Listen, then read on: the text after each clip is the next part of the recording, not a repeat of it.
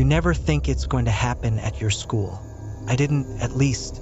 But on that cold winter morning, as the intercom crackled to life with a voice I'd never heard before, everything changed. Hi, my name is John, and this is the story of the most terrifying day of my life. It was just another ordinary Tuesday. The school was buzzing with the usual chatter, teachers handing out assignments, and students planning their weekend plans. I was sitting in my second period math class, doodling in my notebook, barely paying attention to Mr. Thompson's lecture on calculus.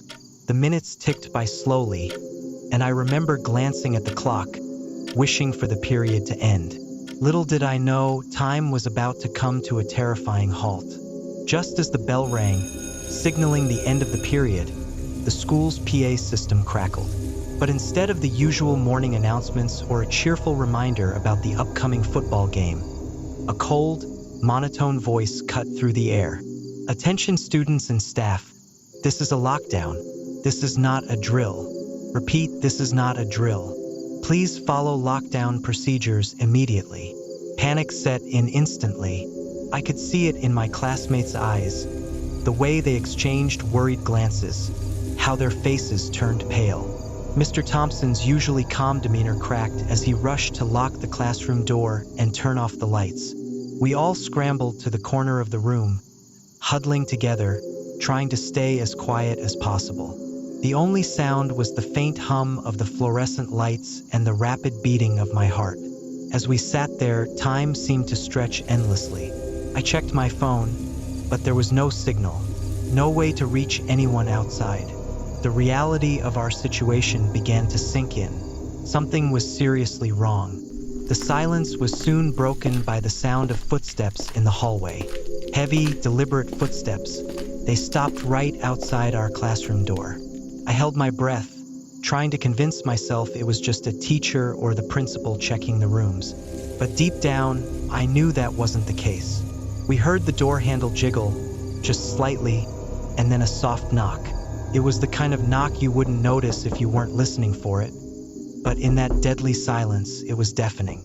We all exchanged terrified glances. Mr. Thompson held up a hand, signaling us to stay quiet, but I could see the fear in his eyes.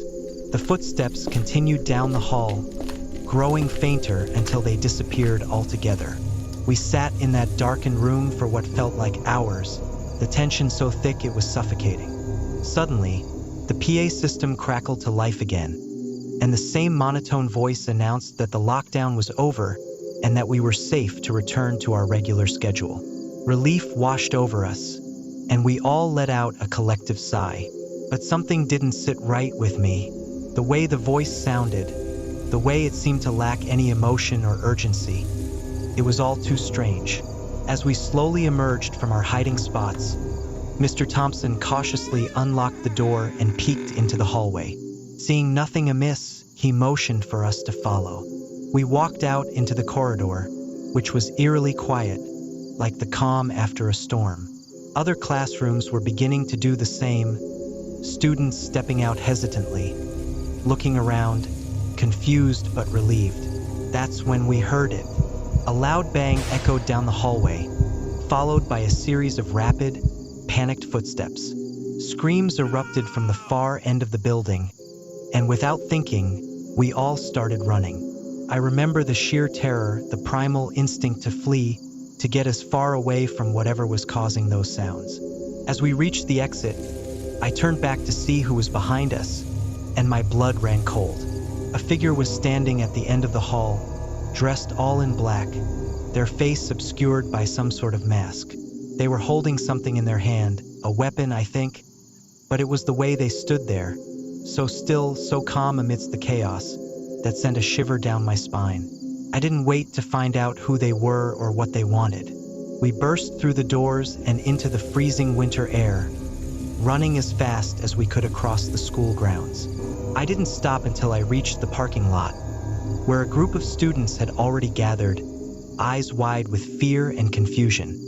We all stood there, panting, shaking, waiting for some kind of explanation. The police arrived not long after, sirens blaring, and the school was evacuated. It was hours before they let us leave, and even then we had no answers. They never found the person responsible. The figure in the hallway vanished without a trace. And that voice on the PA system? No one could explain it. The school officials claimed it was a technical glitch, but I know what I heard. To this day, I can't shake the feeling that something unnatural happened that day. The memory haunts me, especially when I pass by the school, now closed indefinitely. People say it was just a fluke, a strange coincidence, but deep down, I know the truth. Whatever it was, whoever it was, they're still out there. Stay vigilant. Always be aware of your surroundings. And never, ever ignore that gut feeling when something doesn't seem right. Because you never know when your ordinary day might turn into a nightmare.